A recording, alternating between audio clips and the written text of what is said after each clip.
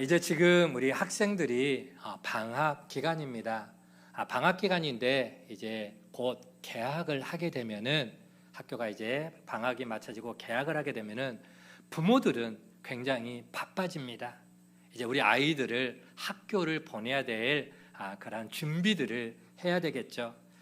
그래서 초등학교에 들어가는 아이를 둔 부모들은 초등학교 들어가면 이제 뭐 준비해야 될까요? 가방 준비해. 가방만 준비하나요? 새 책도 사고 학용품도 사야 되고 또 새 옷도 사줘야 돼요. 그런 여러 가지 준비 물품들이 참 많아요. 예전에 우리 초등학교 우리 때는 이제 국민학교 다녔죠. 우리는 국민학교 세대인데 여기에다가 손수건 딱 해가지고 코 흘리면 그걸로 이렇게 닦고 했던 그런 추억들이 있습니다. 그리고 학교 가니까 이렇게 이제 어깨 가방도 매니까 너무너무 행복했던 그때 당시에 모르겠어요. 저희 초등학교 들어갈 때쯤 했을 때는 시골이어서 그랬는지 모르지만 보따리에다가 책을 싸가지고 허리띠 메고 왔던 그런 친구들도 있었습니다. 우리 권사님이 저를 이상하게 쳐다보는데 목사님 도대체 세대가 몇 년 세대인지 모르겠지만은 저는 새마을 세대입니다. 70년 새마을 세대. 우리 시골에서는 그때도 저는 호롱불 밑에서 한글을 배웠기 때문에 책 보자기에 책 담고 다녔던 그런 친구들, 그런 게 비하면은 저는 책가방을 저희 아버지가 사줘가지고 굉장히 좀 기쁜 마음으로 학교를 다녔던 그런 또 추억이 있습니다. 우리 중고등학교 또 아이들 들어가죠. 중고등학교 아이들 들어가면은 또 뭐 준비해야 됩니까? 교복. 그래서 이번에 우리 이제 권한별 우리 아이가 또 이번에 초등학교에서 이제 6학년 마치고 중학교 온유도 그렇게 온유야 교복 마쳤어? 그렇게 우리 중학교 들어가면 이제 교복을 마쳐야 되고 또 이제 중학교 가면은 용돈도 이제 줘야 돼요. 초등학교 때까지는 부모님 주머니에서 애들 필요할 때마다 이렇게 했는데 중학교, 고등학교 올라갈 때는 또 용돈도 아이들 또 나이에 맞춰서 그렇게 해주는 그런 모습들. 가방도 물론 또 새로 사줘야 되고요. 대학 입시를 앞에 두고 있는 우리 수험생들, 학생들은 또 입시를 앞에 두고 수년을 열심히 공부하면서 준비를 해야 됩니다. 뿐만 아니라 대학교를 마치면은 이제 또 뭘 준비를 해야 될까요? 이제 저희 큰애가 이번에 이제 대학교를 이제 졸업을 하게 되는데 대학교 졸업하면 이제 그게 다가 아니고 이제 취업을 또 준비하기 위해서 뭐 이것저것 좀 자격증 필요한 자격증 따려고 또 부단히 공부하는 모습들을 볼 수가 있었습니다. 우리 어르신들 운동 많이 하시는데요. 건강 생각해서 운동을 많이 하는데 운동을 하기 전에 반드시 앞에 해야 될 게 있습니다. 무엇부터 준비를 해야 되죠? 그렇죠. 준비 운동이 필요합니다. 준비 운동 안 하다가 갑자기 무리하게 운동을 하면은 역효과가 일어나는 경우들도 있습니다. 뿐만 아니라 또 직장 은퇴를 앞에 두고 있는 분들은 직장 은퇴 후에 또 내가 직장을 그만두면은 나의 남은 인생을 어떻게 살아가야 할 것인가 노후를 준비하는, 그래서 노후를 미리 준비한 사람하고 준비를 안 하고 직장을 은퇴해서 그저 노년을 맞이한 사람하고는 또 남은 인생, 요즘에는 100세 시대다 그러잖아요. 직장을 예를 들어서 60에 은퇴를 하게 되면은 이제 100세 세대면 이제 40년을 앞으로 또 살아가야 되는데 준비가 안 되면은 그 남은 인생이 돈 들어갈 일이 얼마나 많습니까? 그렇죠? 직장 다닐 때야 월급이 나오니까 그걸 가지고 우리가 뭐 필요한 것들을 사기도 하고 쓰기도 했지만은 이제 은퇴하고 나면은 이제 고정된 수입이 예전 같지가 않습니다. 물론 뭐 또 연금 같은 것을 받으신 분들이야 또 조금씩 있지만 예전 같지는 않죠. 그러다 보니까 내가 노후를 어떻게 준비를 하느냐에 따라서 또 노후의 삶의 질이 달라지는 경우들도 있습니다. 한 가지만 더 말씀드리면은 우리 복중에 아이를 품고 있는 산모 같은 경우는 또 아이를 몇 달 동안 뱃속에 품고 있죠? 10달 동안. 그 10달 동안 아이를 품고 있으면서 그동안에 준비해야 될 게 또 많이 있습니다. 이제 산딸이 다가오면은 그 아이를 만나기 위해서, 아이를 키우기 위해서 또 다양한 준비를 해야 될 부분들이 많다. 이 모든 것들은 바로 준비의 중요성을 이야기를 해주고 있는 것입니다. 1592년 우리나라의 잊지 못할 역사적인 해입니다. 물론 1950년도 잊지 못할 해이지만 1592년 어떤 해입니까? 임진왜란. 일본이 우리나라를 침공한 임진왜란이 일어난 해죠.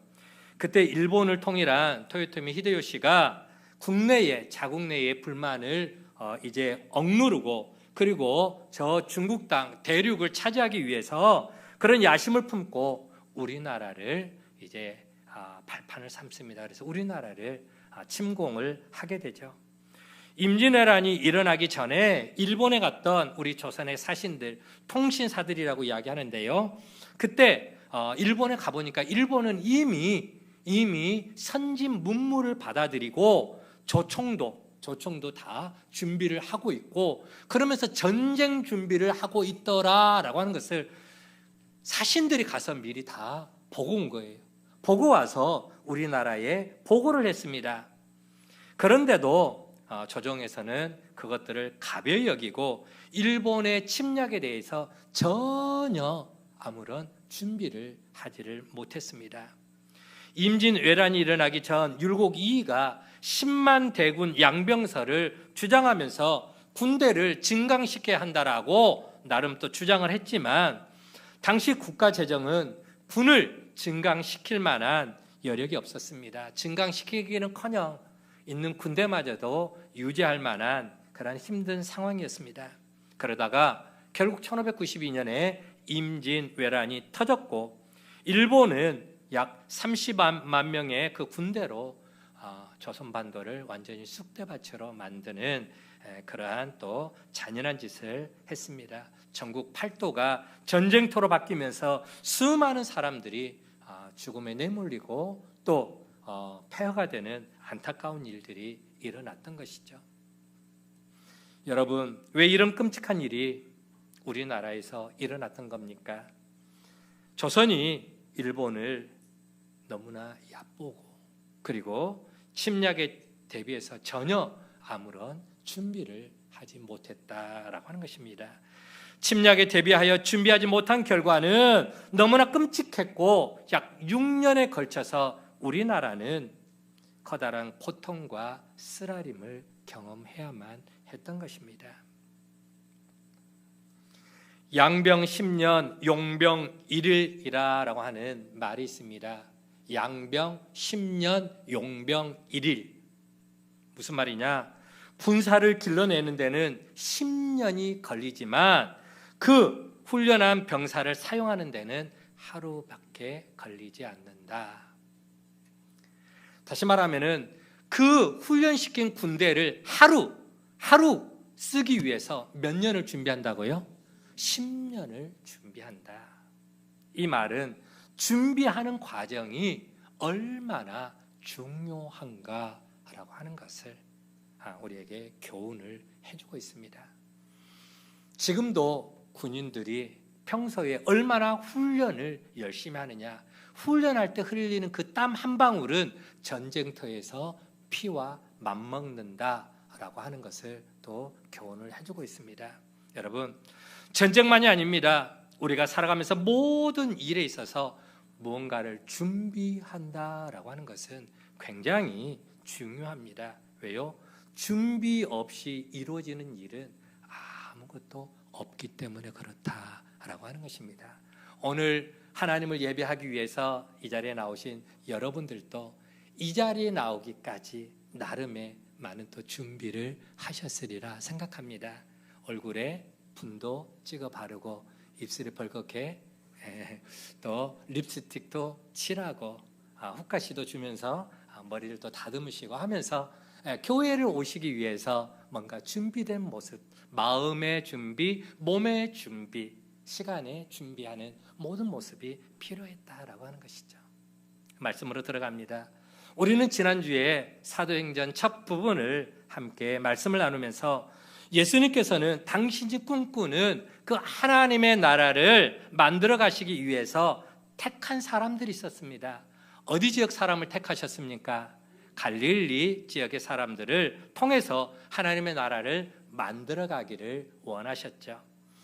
그 갈릴리 지역의 사람들은 어떤 사람이었습니까? 그들은 질그릇 같은 약한 사람들입니다. 연약하고 부족한 사람들, 소외되고 멸시받는, 세상 말로 치면은 촌구석 사람들이다라고 그렇게 표현할 수가 있습니다. 배운 것도 많지 않고 가진 것도 없는 그런 사람들. 그런데 그런 촌사람들인 갈릴리 사람들을 통해서 예수님은 당신이 꿈꾸시는 새로운 세상, 하나님의 나라를 만들어가고 싶어 했던 것입니다. 그런데 사실 그들은 가진 것이 너무 없었습니다. 배운 것도 너무 없었기 때문에 그들이 뭔가를 말할 때에 말의 권위나 어떤 영향력이 너무 없었던 것이죠. 자격을 갖출 만한 사람들이 아니었기 때문에 그들의 그 모습 그대로는 하나님 나라를 일궈가는 일꾼이 되기에는 너무나 역부족이었다라고 하는 것입니다. 그래서 예수님은 바로 그들에게 성령이 임하심으로 너희가 권능을 받아야 복음의 증인이 되고 그리고 하나님의 나라를 건설해 나가는 역군이 될 수 있다. 무엇을 받아야? 성령을 받아야. 성령이 임하심으로 능력이 너에게 덧입혀져야 복음의 증인의 사역을 감당할 수 있다 말씀하셨죠. 그러면서 무엇을 덧입기를 기다려라? 성령을 덧입기를, 성령이 임하기를 기다리라 라고 말씀하셨습니다. 사도행전 1장 4절에서 5절 말씀 이렇게 말씀하시죠. 같이 한번 읽어봅니다. 시작. 사도와 함께 모이사 그들에게 분부하여 이르시되 예루살렘을 떠나지 말고 내게서 들은 바 아버지께서 약속하신 것을 기다리라. 요한은 물로 세례를 베풀었으나 너희는 몇 날이 못되어 성령으로 세례를 받으리라. 성령으로 세례를 받으리라. 그리고 사도행전 1장 8절 말씀은 오직 성령이 너희에게 임하시면 너희가 뭘 받고? 권능을 받고 그 권능을 받아야 예루살렘과 온 유다와 사마리아와 땅끝까지 이르러 내 복음의 증인, 하나님의 나라를 건설해 나가는 그러한 증인의 삶을 살아갈 수가 있다. 그래서 그들은 예수님의 명령에 이제 순종을 해야 되죠. 예루살렘을 떠나지 말고 아버지께서 약속하신 것을 기다리라 주님 말씀하셨는데 그 아버지께서 약속하신 게 바로 성령이었습니다. 제자들은 주님의 명령을 따라 아버지께서 약속하신 성령 보내주시기를 기다려야만 했던 것이죠. 자, 그런데 여러분, 우리가 뭔가를 기다릴 때 중요한 게 있습니다. 중요한 게 있는데 그러면은 무엇을 하면서 기다리느냐라고 하는 거예요. 뭘 하면서 기다려야 될까요? 뭘 하면서? 언제 올 줄도 모르니까 시간 때우기 위해서 고스톱을 칠까요? 아니면은 커피를 마시면서 수다를 떨까요? 뭘 하느냐? 학생이 대학 입학을 기다릴 때 마냥 기다린다고 해서 대학 문이 그저 열리는 것은 결코 아닙니다. 수능 시험을 치를 때를 기다리면서 학생은 당연히 준비를 해야죠. 공부를 해야 됩니다. 입시를 앞둔 학생이 전혀 공부하지 않으면서 좋은 대학에 때가 이른다 할지라도 그가 바라는 좋은 대학에 들어갈 수도 없는 것이죠. 좋은 직장에 취업하기를 원하는 그러한 또 취업준비생이 아무런 준비가 없이 그저 기다린다고 해서 시간 1년 지나간다고 해서 아무 데서나 나를 오라고 콜하지는 않는다라고 하는 것입니다. 자, 그러면은 제자들은 하나님께서 약속하신 것을 기다리면서 무엇을 했는가? 오늘 본문에서 그 답을 주고 있습니다. 자, 예수님이 감람산이라고 하는 곳에서 이제 하늘로 승천을 하시죠. 예수님 곁에는 누가 있었습니까? 하늘로 올라갈 때 누가 같이 있었었죠? 두 천사가 같이 함께 올라갔습니다. 그 예수님의 승천하신 장면을 지켜보고 있던 갈릴리 사람들은 이제 선택을 해야만 했습니다. 어떤 선택이요? 예수님께서 말씀하신 것처럼 하나님께서 보내주시겠다고 약속하신 성령이 오실 때까지 예루살렘을 떠나지 않고 그 예루살렘에 남아서 기다릴 건지, 아니면은 그들이 그렇게도 소망하고 기다렸던 이스라엘의 회복, 지난주에 말씀드렸죠. 예수님, 부활하신 예수님을 향하여서 그들은 일말의 희망을 가지고 있었다. 그 희망이 어떤 희망이었습니까? 어떤 희망이었습니까? 이스라엘의 회복이었는데, 바로 로마의 압제로부터 나라가 해방되기를, 그래서 예수님이 그 부활의 능력을 가지고 우리를 정치적으로 우리를 해방시켜 주기를 일말의 기대를 갖고 있었다라고 하는 것이죠. 그래서 이스라엘의 회복하심이 이때이니까 라고 제자들이 예수님께 물었죠. 그런데 예수님은 거기에 대한 말씀은 아무런 말씀이 없고 그냥 하늘로 올라가 버리셨어요. 올라가 버리니까 그 예수님에 대한 그 기대치가 바닥으로 떨어지게 되는 것이죠.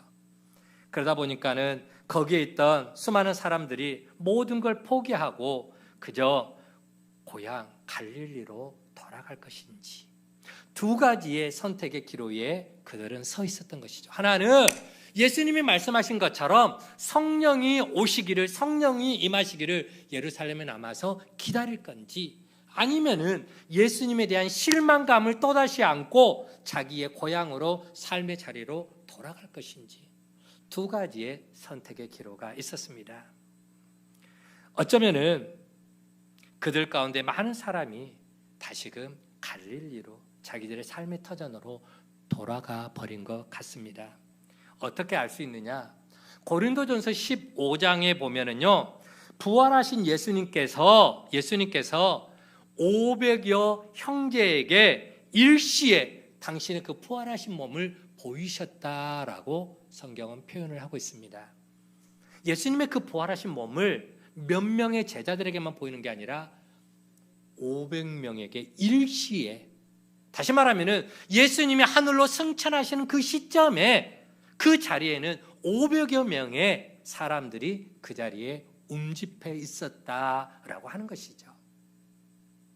그렇죠?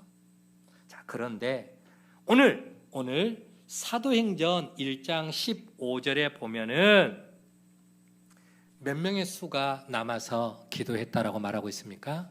120명. 자, 500여 명 가운데서 예수님께서 말씀하신 대로 예루살렘에 머물면서 하나님이 보내주시겠다고 약속하신 성령을 기다린 사람은 결국 몇 명이었느냐? 120명 남았더라. 그러면 나머지 380명은 다 어디로 갔을까요? 다 각기 흩어졌더라. 갈릴리로 갔고 자기의 삶의 자리로 다들 흩어져 버렸다라고 하는 것입니다. 자, 그런데 여기 남아있는 120명은 갈릴리로 자기 자리로 돌아가지 않았습니다. 그들은 예수님께서 말씀하신 대로 예루살렘에 머물면서 하나님의 약속을 기다렸습니다. 자, 그러면은 그들이 기다리면서 무엇을 했느냐?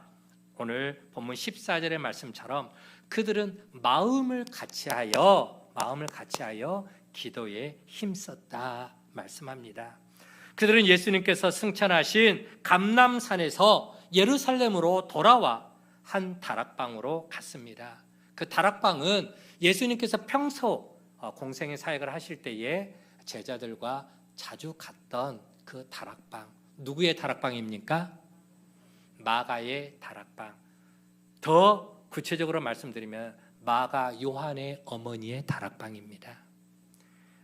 성경에 보면은 마가라는 말은 잘 안 나옵니다. 요한이라는 말이 자주 나옵니다. 그러나 그 요한이 바로 마가 요한입니다. 그 요한의 어머니, 그 어머니의 집이 좀 부자였던 것 같아요. 다락방까지 다 했는데 예수님의 제자들이 그 다락방을 자주 이용했고 그 다락방에서 마지막 최후의 만찬, 성찬을 나누기도 했던 것이죠. 예수님의 제자들과 그리고 예수님의 어머니와 가족들 그리고 여러 여인들을 포함해서 약 120명의 성도들이 다락방에 모였습니다. 그리고 14절 말씀 보니까 이렇게 말씀하고 있습니다. 더불어 마음을 같이하여 오로지 뭐에 힘쓰니라? 기도에 힘쓰니라. 그렇습니다. 그들은 다락방에 모여서 뜨겁게 열심히 기도했습니다. 자, 그러면 여러분, 그들은 함께 모여서 다락방에 모여서 기도했다라고 성경은 이야기하는데, 자, 그러면은 무엇을 위해서 기도했을까요? 기도했다는 것보다 더 중요한 것은 무엇을 목적으로 기도했느냐라고 하는 거예요. 여러분, 기도는요, 교회 다니는 우리 신앙인들만 기도하는 거 아닙니다. 세상의 모든 사람들이 다 기도해요. 여러분, 성구영신 때 우리는 교회에 나와서 성구영신 예배 드렸지만 예수님 안 믿는 사람들은 어디로 갑니까? 해돋이 보러 뭐 하러 갈까요? 해돋이 보러 뭐 하러 갈까요? 그냥 감격하기 위해서, 감동하기 위해서, 멋진 광경 보기 위해서, 물론 거기도 포함되지만 그 새롭게 떠오르는 해를 바라보면서 마음의 소원을 빌겠죠. 기도하겠죠. 믿지 않는 세상 사람들도 저마다 기도합니다. 또 저마다 각 종교를 갖고 있는 불교인이나 아니면 또 다른 종교를 갖고 있는 많은 사람들.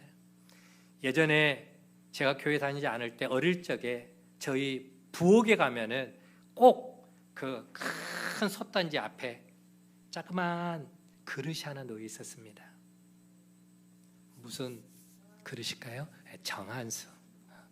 우리 장로님 말씀해 주시니까 생각나면 정한수.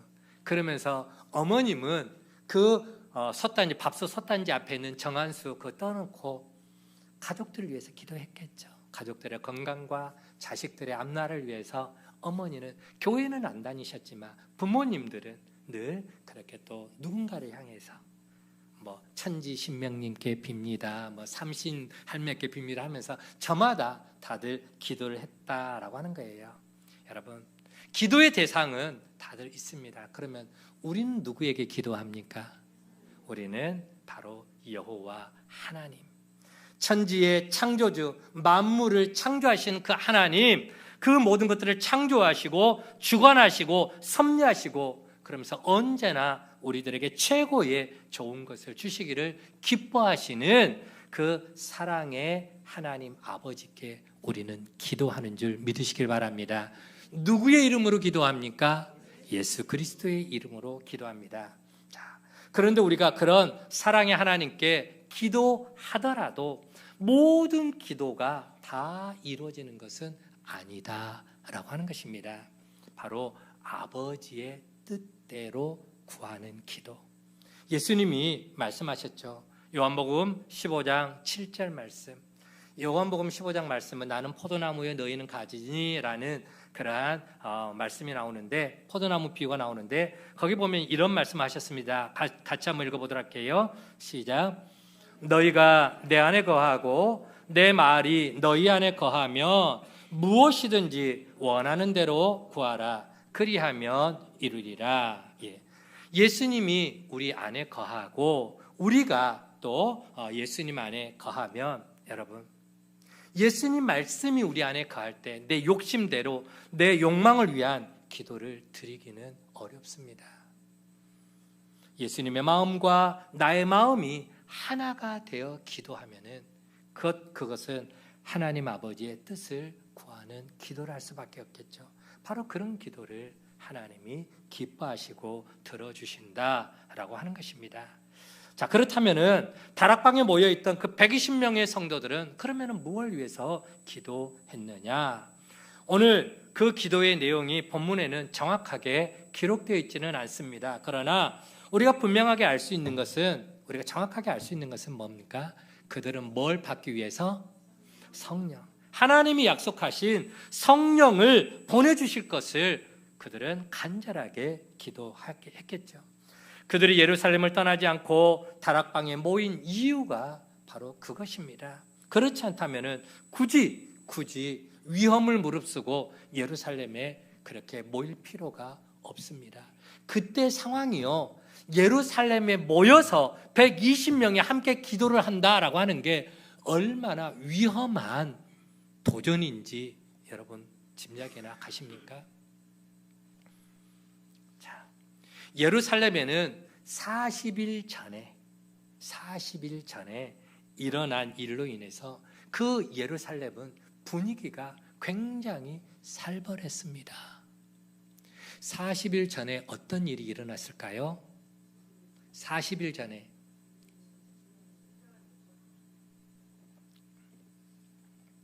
예수님께서 부활하시고 며칠 동안 세상에 머물렀어요? 40일. 그러면 그 40일 전에 어떤 일이 일어났죠? 예수님의 십자가의 죽으심과 부활이 있었던 것이죠. 자, 예수님을 십자가에 못 박아 죽인 장본인들, 바로 사내들인 공회, 그리고 로마 총독, 그 당시 빌라도 총독이었죠. 그들은 예수님이 죽은 이후에 마음이 굉장히 찜찜했습니다. 편하지가 않았습니다. 왜요?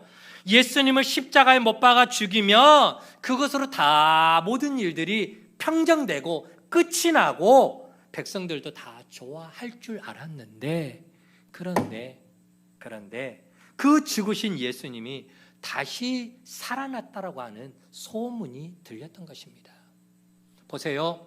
예수님이 죽으셨어. 그리고 아리마대 요셉이 준비했던 그 무덤에, 예수님 그 돌무덤에 안치하시고 거기 밖에 누가 지키고 있었어요? 로마의 군병들이 지키고 있었습니다. 군병들이 지키고 있었다면은 그 군병들의 보고를 대제사장이나 아니면은 또 로마의 그 지휘관들이 보고를 다 들었지 않았겠어요? 듣고 보니까 어떤 보고를 들었습니까? 예수가 부활했다. 예수가 살아났다. 무덤에 들어가 봤더니 예수가 없더라. 무덤 문이 열려 있었더라. 그런 희한한 소리를 듣게 됩니다. 사내들인 공회는 예수님이 부활하셨다는 그 말을 유언비어로 낙인을 찍어버립니다. 그리고 그런 유언비어를 퍼뜨리는 사람들을 모두 다 잡아다가 옥에 가두든지 죽이든지 하라고 명을 내렸겠죠. 때문에 예루살렘 안에는 예수님의 옛자, 부활의 부자도 혹여라도 사람들 앞에서 꺼내지 못하도록 분위기가 굉장히 살벌해 있었다라는 것입니다. 그런 상황에서 그 적지 않는 120명의 그 예수님 제자들을 포함한 많은 사람들이 예루살렘에 머물러 있다라는 그 상황은 굉장히 위험한 상황이 되었다라고 하는 것입니다. 그럼에도 불구하고 120명의 제자들은 예루살렘 마가의 다락방에 모였습니다. 그건 오직 하나님이 약속하신 성령을 기다리기 위해서, 하나님이 약속하신 성령을 보내달라고 기도하기 위해서 모여들었던 것입니다. 그걸 잘 보여주는 구절이 있습니다. 14절에 나와 있는 마음을 같이하여 기도했다라고 하는 것이죠. 마음을 같이하여 호모 디마돈이라고 하는 헬라어를 씁니다. 호모 디마돈, 어떤 뜻이냐? 한 마음으로, 같은 마음으로 정신을 하나로 집중해서 모아서 그렇게 기도했다. 여러분, 다락방에 모인 사람이 몇 명? 120명. 그러나 그들은 그 120명 각자가 자기들만의 그런 소원을 가지고 하나님 앞에 기도했다라는 게 아니에요. 기도 제목이 120가지나 되는 그런 기도가 아니었다라고 하는 겁니다. 한 마음으로 같은 기도 제목, 같은 목적을 이루기 위해서 같이 기도했다. 그 120명은 같은 기도 제목과 같은 목적이었는데 그 목적, 그 기도 제목이 뭐라고 말씀드립니까? 무엇을? 그렇습니다. 성령이 임하기를. 하나님이 약속하신 성령을 속히 보내달라라고 하는 것이죠. 또 하나, 그들이 기도하는 모습을 보여주는 구절이 나와 있는데요. 오로지 기도에 힘쓰니라 라는 말이 있습니다. 오로지 기도에 힘쓰니라. 프로스카르테룬 테스라고 하는 말을 씁니다. 프로스카르테룬 테스, 오로지 힘쓰다, 꾸준히 집착하다, 다른 것에는 관심을 갖지 않고 하나에만 전념해서 집중해서 기도했다라고 하는 것이죠. 하나만 붙들고 한 가지 제목만 붙들고 기도했다. 이 단어 역시 거기에 모인 모든 사람들이 성령의 임재만을 기대하며 하나님이 약속하신 그것을 속히 이루어 달라고 그렇게 기도했습니다. 또 그들이 기도하는 모습을 보여주는 또 하나의 이야기가 있습니다. 그들은 예수님을 배신하고 죽은 가룟 유다를 대신해서 마띠아라고 하는 제자를 새로운 사도로 뽑는 제비 뽑기를 하게 됩니다. 하나님 나라를 만들어갈 이 귀한 일에 함께 동역할 일꾼을 선택하는 것은 굉장히 중요한 일이었죠. 그런데 그 중요한 일을 할 때에 성경은 뭐라고 증언하느냐? 24절 말씀 보니까 그들이 기도하여 이르되. 여러분, 사도를 뽑는데, 일꾼을 뽑는데 우리 다 투표해 봤잖아요. 내가 좋아하는 사람, 내가 원하는 사람을 뽑은 게 아니다라고 하는 겁니다. 내가 좋아하는 사람, 내 마음을 맞는 사람을 뽑은 게 아니고 무엇을 위해서 기도했느냐? 그 속에서 하나님이 원하시는 사람, 하나님이 기뻐하는 사람, 그가 뽑히기를 같이 기도했다라고 하는 것입니다. 다시 말하면 이 마띠아를, 즉 사도를 뽑는 그 거룩한 목적을 가지고 투표를 하는데, 이 속에서 내 뜻이 이루어지는 것이 아니라, 내가 원하는 사람이 뽑히는 게 아니라 하나님이 원하시는 사람이 뽑히기를 기도하며, 그리고 뭘 했다고? 제비 뽑기를 했다. 제비 뽑기. 다시 말하면 새로운 사도를 뽑을 때에 그들은 함께 기도했습니다. 한 마음으로 기도했고요, 오로지 기도에 힘썼습니다. 모든 것을 하나님의 뜻에 맡기고 제비를 뽑았다라고 하는 것이죠. 그래서 결국은 마띠아라고 하는 새로운 제자가 12사도에 다시금 포함이 됐다라고 하는 것입니다. 여러분, 이 말씀의 내용에서 우리는 중요한 한 가지 사실을 발견할 수가 있습니다. 그것은 오늘 본문뿐만 아니라 사도행전의 기도에 대해서 말할 때 언제나 하나님의 뜻을 구하는 기도였다라고 하는 그런 사실입니다. 누가가 기록한 누가복음도 그렇거니와 사도행전에도 기도에 대한 이야기가 참 많이 나오는데, 그런데 그 기도 가운데 개인적인 소망을 이루기 위한 기도의 내용은 거의 별로 찾아보기가 어렵습니다. 사도행전에 기록된 그 기도의 내용은 늘 교회 공동체를 위한 기도, 그리고 하나님의 나라, 하나님의 뜻이 이루어지기를 위한 기도였다라고 하는 것이죠. 목사님, 그러면은 우리 개인 기도는 그러면 해서는 안 됩니까? 라고 질문할 수도 있습니다. 아니요. 우리가 기도할 때 당연히 개인 기도도 해야겠죠. 내 개인적인 상황이나 혹은 나의 은밀한 것들을 하나님 앞에 내어놓고 하나님의 도움을 구하는 그런 기도 굉장히 중요합니다. 뿐만 아니라 우리가 감당하기 버거운 힘든 상황에 놓였을 때 그 힘든 상황에 하나님께서 개입하시고 간섭하셔서 그 힘든 문제를 해결해 주시기를 기도할 수도 있습니다. 내가 건강을 잃었을 때 건강을 회복시켜 달라고 기도할 수 있고요, 우리 가정에 혹은 우리 사업장과 직장이 어떤 문제가 발생하거나 위태한 일들이 있을 때에 속히 하나님께서 간섭하셔서 도와주셔서 다시금 일어설 수 있도록 속히 해결해 달라고 기도할 수가 있습니다. 그런 기도가 잘못된 기도가 아니라는 것이죠. 중요한 건 뭐냐? 내가 하는 그 기도가 결국은 나를 위한 기도인가, 아니면은 그런 과정을 통해서 하나님의 뜻을 이루어가기 위한 기도냐라고 하는 거예요. 예를 들면은 내가 지금 힘드니까 빨리 건강해졌으면 좋겠다라고 하면은 그거는 누구를 위한 기도? 나를 위한 기도. 목사가 요즘 감기가 들어가지고 콜락콜락거리면서 힘드니까 좀 빨리 좀 감기 좀 떨치지고 지금 빨리 건강했으면 좋겠다. 이건 나를 위한 기도예요. 그런데 역으로 하나님, 내가 하나님 맡겨주신 사명을 감당해야 되지 않겠습니까? 설교도 해야 되고 교육도 해야 되고 상담도 해야 되고 할 일이 태산 같은데 하나님 나에게 건강을 하나님 허락해 주십시오. 이 건강 문제가 목회에 장애가 되지 않도록 하나님 나를 붙잡아 달라고 기도하면은 누구를 위한 기도? 하나님의 뜻을 이루기 위한 기도다라고 하는 거예요. 어떤 분이 그런 기도 제목을 내놓았어요. 목사님, 저는 하나님께 제가 좀 사업이 잘 돼서 제가 좀 돈이 좀 생겨야겠습니다. 돈을 좀 많이 벌어야겠습니다. 물었어요. 왜요? 요즘에 가정 경제가 어렵습니까? 힘듭니까? 아니요. 요즘에 하나님께서 저에게 보여주신 비전이 있습니다.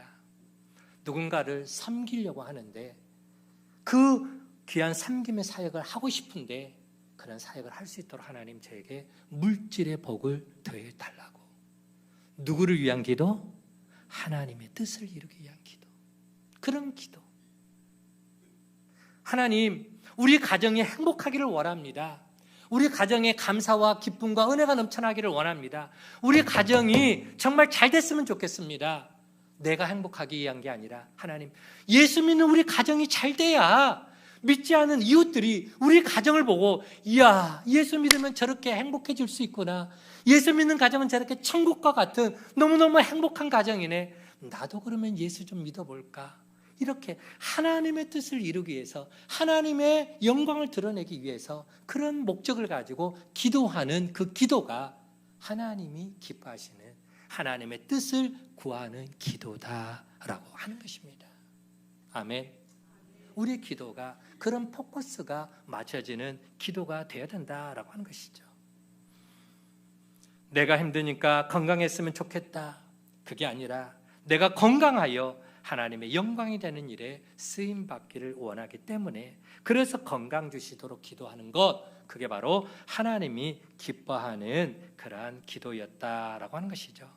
바로 그런 기도를 드리면은 건강이 회복되어 하나님께 복되게 사용되는 것도 기도 응답이고, 때로는 사도 바울처럼 네 은혜가 내게 적하도다 그렇게 말씀하시면서 건강이 회복되지 않은 상태에서도 있는 모습 그대로 하나님께서 사용해 주신다 할지라도 그것도 역시 하나님의 기도의 응답이더라라고 하는 것입니다.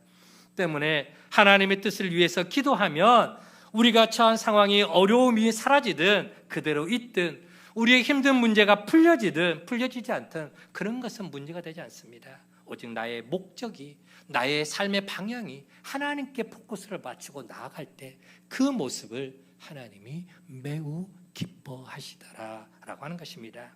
다락방에 모인 갈릴리 사람들은 기도했습니다. 마음을 같이하여 오로지 기도에 힘썼습니다. 거기에는 나를 위한 기도는 없습니다. 이 힘든 상황이 빨리 해결되기를 위해서 그랬으면 좋겠다는 기도도 없습니다. 오직 하나님께서 약속해 주신 성령을 보내주시기를, 성령의 오심을 사모하고 기대하는 오로지 거기에만 마음을 집중해서 기도했다라고 하는 것이죠. 자, 그렇다면 여러분, 마지막으로 여기에 한 가지만 더 질문을 드립니다. 자, 그러면은 여러분, 왜 예수님은 그 하나님이 약속하신 성령을 기다리라 하셨고 또 갈릴리 사람들은 왜 번거롭게 예루살렘에 그 위험을 무릅쓰고 들어가서 기다리며 기도했을까요? 예수님이 승천하신 후에 곧바로 제자들에게 성령을 부어주시면 되지 않았을까요? 예수님에게 그런 능력이 없었을까요? 하나님이 곧바로 그냥 제자들에게 성령의 능력을 부어주시면은 담대하게 가서 그들이 복음을 전하는 능력 있는 사도로 쓰임 받게 되지 않았을까요? 왜 굳이 예루살렘의 위험을 무릅쓰고 모여서 굳이 그렇게 꼭 기도하기를 원하셨을까? 퀘스천 마크입니다. 여러분, 기다림은 준비하는 시간입니다. 성령이 그들 가운데 임하시기를 위해서 준비가 필요했던 것입니다. 오늘 본문에는 나와 있지 않지만 아마 그들은 성령님이 그들 가운데 임하시기를 기도하면서 먼저 마음의 준비를 했을 것입니다. 다시 말하면 회개 기도를 했을 겁니다. 어떤 회개요? 베드로는 예전에 그가 예수님을 3번이나 모른다고 부인하고 그리고 저주까지 했던 그 잘못된 모습을 회개하고 부활하신 예수님을 만났음에도 불구하고 곧바로 사역의 자리로 달려가지 않고 자기 고향으로 갈릴리로 고기 잡으러 가버렸던 그 모습을 회개하고 또 회개했을 것입니다. 다른 제자들도 주님이 붙잡히실 때에 자기 먼저 살자고 주님을 홀로 버려두고 도망쳤던 거, 그걸 회개했을 것이고, 의심 많은 도마, 주님이 부활하셨다라는 것을 의심했던 지난날을 회개하고 또 회개했을 것입니다. 이렇게 하나님 앞에 지난 잘못들을 회개하고 마음이 정결해졌을 때, 마음의 그릇이 깨끗하게 정결하게 될 때, 거기에 하나님의 거룩한 영, 성령이 임하는 줄 믿으시기를 바랍니다. 정결하게 될 때, 그렇게 기도하며 기다릴 때 주어진 응답이 하나님의 선물임을 깨닫게 되는 것입니다. 기도가 중요한 이유가 바로 그것이죠. 기도하지 않으면 도우시는 하나님의 손길, 응답하시고 인도하시는 하나님의 섭리를 깨닫지를 못합니다. 우리에게 아무리 좋은 것이 주어져도 그것은 내가 운이 좋아서 그렇게 된 것이지, 내가 열심히 해서 그런 결과가 나온 것이라고 다 자기에게, 자기가 노력해서 했다고 착각합니다. 하지만 여러분, 기도하는 사람은 아무리 내가 열심히 노력해도 그 결과가 하나님의 응답이요, 하나님의 도우심이요, 하나님의 역사임을 고백하고 하나님께 영광을 돌리게 되는 것입니다. 그래서 하나님은 우리에게 기도로 준비하라라고 말씀을 하셨던 것입니다. 여러분, 갈릴리 사람들은 기도했습니다. 하나님의 약속을 기다리며 기도했죠. 오로지 마음을 같이하여 기도에 전념했습니다. 내 뜻이 아니라 하나님의 뜻이 이루어지기를 위해서 기도했습니다. 이처럼 기도한 그들에게 하나님은 그 기도에 응답해 주셨습니다. 기도했기에 그들에게 성령이 오셨고 성령이 임재하셨기에 그들은 큰 권능을 받아 담대하게 하나님의 복음을 증거하는 복음의 일꾼이 되었던 것입니다. 하나님은 기도하며 기다리는 사람을 쓰시는 줄 믿으시기를 바랍니다. 기도하며 기다리는 사람에게 응답하여 주십니다. 그리고 기도에 응답받은 사람은 변하여 새 사람이 되는 줄로 믿으시기를 바랍니다. 어떤 상황에서도 담대하게 하나님의 거룩하신 뜻, 그 비전을 이루어가는데 쓰임받는 축복의 주인공이 되는 줄 믿으시기를 바랍니다. 기도할 때에 연약한 그 갈릴리 사람들이 복음의 능력을 받아서 능력 있는 그러한 제자들로 변화되어 쓰임받게 된 것처럼, 오늘 우리들도 이런 기도의 응답과 변화의 역사가 기도하는 우리 모두에게 있어지므로 성령 충만함 가운데 복음의 일꾼으로 담대하게 존귀하게 쓰임받게 되기를 주의 이름으로 간절히 축원을 드립니다. 하나님 감사합니다. 오늘 예수님 이제 하늘로 승천하시면서 제자들에게 명하셨습니다. 너희는 떠나지 말고 예루살렘에 함께 모여 하나님께서 약속하신 성령을 받기를 기도하라 말씀하셨습니다. 그 명을 받으셨을 때 그 자리에는 500여 형제들이 일시에 그 말씀을 받은 줄로 압니다.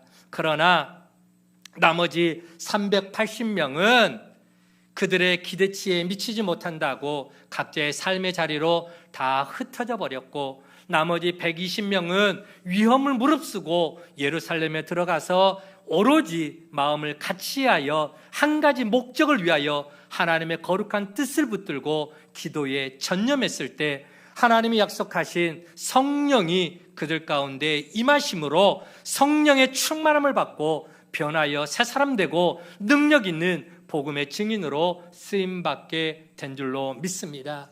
하나님, 우리가 특별히 하나님 앞에, 그 하나님의 말씀 앞에 우리가 순종하며 기다리며 기도하게 될 때에 마음의 준비가 되어 있을 때 하나님은 그 준비된 그릇에 하나님의 응답의 역사로 능력을 채워주시는 줄로 믿습니다. 더불어서 또 하나님 앞에 그 기도했을 때에 내 앞에 이루어진 이 많은 일들이 우연히 된 것이 아니라, 내 능력으로 된 것이 아니라 하나님의 능력 안에서, 하나님의 축복하심 속에서 응답의 역사로 이런 일들이 이루어짐을 우리가 인정하고 하나님께 영광을 돌리게 되는 줄로 믿습니다. 오늘 또 주시는 말씀을 통해 하나님의 음성을 듣고 깨닫게 하시고 변하여 새 사람이 되어 하나님의 거룩한 뜻을 이뤄가는 축복의 주인공들로 온전히 살아가는, 변하여 새 사람 되는 우리 모두가 되게 하여 주옵소서. 감사를 드리옵고 예수님의 이름으로 기도하옵나이다. 아멘.